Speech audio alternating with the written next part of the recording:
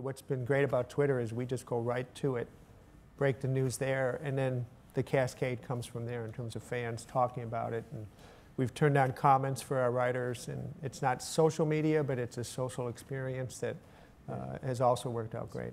Yeah, we have a very robust Twitter commitment. You go to Twitter first, really, with breaking news now for the reasons that you said, whether there's a content management issue or just whatever you're trying to do to post your story onto the site. You know you can get it out fast with Twitter, and so we do that with our own breaking news content. If the AP's just broken a big story, we'll tweet that out right away, even before it shows up on Yahoo News, because people want to know what's happening right now, and that will take them back. There's a link on the tweet, so it'll take them back to the story. So it's not like we're losing audience by breaking it on Twitter first. Yeah. So yeah, I would agree that Twitter's probably our first place that we go in many cases, certainly with breaking news. So what social allows us to do is to engage our users, like to check their temperature. It's also a place where we find story ideas. So in addition to Twitter, we're also very active on Facebook, but we're also fortunate to have very active producers, anchors, talent who are engaging their audiences in all forms of social media. As we use Twitter as our news wire, essentially, to find out what is breaking and make sure that Yahoo Finance, the homepage, is responsive to news. We also certainly use it to promote our originals as well. And to Russ's point, we are active on Facebook as well. We have a very big community there. And our social lead, Stephanie Grayson, is sitting in the audience, wave stuff. And that's a new position for Yahoo across different properties and for us. And I think it speaks to the commitment that we have to be engaged on social and to take advantage of those platforms. So we have a very active social following on Facebook. We have 1.7 million Facebook fans. We also are on Twitter. I mean, Twitter and Pinterest and Instagram and Flickr. Right. We're just starting to delve into what is Vine. How do we game Vine a little bit? Let's make some video there. But it's very, very lifestyle content works very, very well in the social sphere. You know, but we also crowdsource. You know, what do you want to know about this person we're interviewing? And I consider a social share as valuable an expression of someone engaging with my brand as I do a comment. I think it's, I think it's because somebody is saying, okay, I'm going to share this on my Facebook page. That really says that the brand is resonating with them and that it means something to them. Social is pretty critical from where we sit. Whether it's somebody on OMG or we've got an exclusive trailer through, you know, for Yahoo Movies, or a premiere that we're doing, or you know, a live concert we're doing on Yahoo Music. You know, we're not only pushing that out to tell people about it, but we're sort of live tweeting all those things as they happen. Like, we have to be out there, like, what's the buzziest story? How are we going to make this activate on social? How are we going to get people back in here? We have to fight for every single user we get. We use social platforms like Cover It Live and Storify to engage with the audience and hear what they're saying and thinking. We did an event from the White House where Matt Nesta, who's one of the hosts of Breakout, was there live. And also covering events live, you know, covering a TV, live blogging or live tweeting, you know, Girls. We were live tweeting Girls. We were live tweeting The Bachelor. It's just sort of getting in there, getting in the mix with your users. I think that, you know, it shows that there are, first off, there are people behind what you're doing. Like, we're real people. We have real ideas. You know, we're not just this vacuum, but it also, it helps flesh out everything you're doing, and it gives you a finger on the pulse of what's happening. Absolutely. On election night in November, we had a function called Control Room, which was a one sort of stop destination page where you could go watch the text story of what was going on in the election being updated. We had a live stream of video, of course. We had curated tweets. We had Cover It Live, so readers and participants could interact with our talent and with our reporters. And the whole thing was so successful that at the end of the day, we exceeded CNN in terms of how many participants we had compared to how many watched CNN on election night.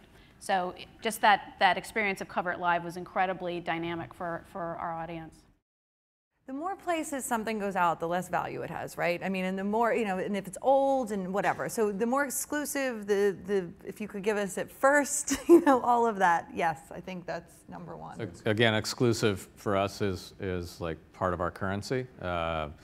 Movie clips, trailers, show previews, music, and access to the artist behind that work, or anything that gives us sort of a leg up, that's pretty crucial. They'll say to us, oh, but you guys run the AP, so why can't I just give it to the AP and it'll show up on Yahoo anyway? So it's just easier for me. We make the point that, yes, but if you give it to Yahoo directly, Yahoo News, it'll get much more prominently featured because it's our original content. So sure, it will show up if it's an AP story or a Reuters story, but it will get much better play if it goes directly to Yahoo News.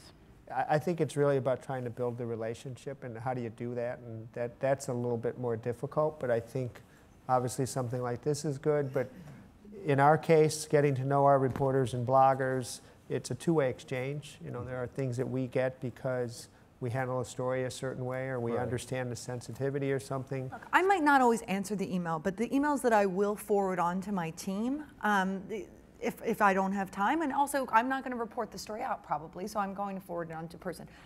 For me, it's relevance. There's nothing I dislike more than when somebody pitches me something that has absolutely nothing to do with what we do on the site.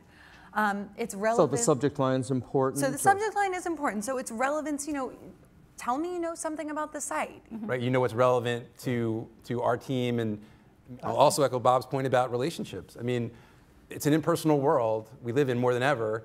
If I know you, I'm going to be more inclined to take your call and your pitch. And how does that happen? You call me, you say you want to go out for a drink, you want to go to lunch. We've had certain PR folks have come in and met with our team and said, I want to tell you about my clients, tell me about what you do. That was really effective, I think, for them and for us. So I think if you can figure out a way to jump into something very specific, that's a really good thing. And we started all this with social media, and it's the same thing. If there's something reverberating with people who use a product or like a service or whatever it is, I think those are big positives. The pitches and the emails that I opened, and this is simple, they were smart. Right. In many ways, they produced the darn segment. And this speaks to knowing, you have to know the digital commodity. You have to know that this is a nugget of information that hasn't been reported 50 million times. This is a nugget of information that will spark or inspire an emotion or a feeling that will likely be shared in social media, that people will want to tell someone else about, whether that be an exclusive product launch or an individual or a piece of information. When we talk about subject lines, email is the way to get to most people, I would imagine. Okay. And for and me, Twitter. it's cell phones. People have reached out to me on Twitter. So pitches on Twitter, on social media, very cool with us as well. Short 1, 2, 3 sentence paragraphs, even if you've got a lot to say. I would just recommend bullet points. Yeah, that's nice. Bullet That's point good. what the highlights of this pitch are, and if I'm interested, then I will probably read more of it. And again, if you can get to the point with to get back to the word, being smart about it. Like, hey, Beth, I see Liz Goodwin's doing a lot of stories about immigration reform. I have this person who will talk to you, has not spoken to anybody else. We can give you that exclusive. Here's some photos. Here's a backstory, blah, blah, blah. Boom. You just hook me by telling me that you know what we do. Right. And then if you go on a little bit longer from there, that's okay. But grab me in the first sentence and make it be very clear that you read what we're producing and that you have something that you know we could use.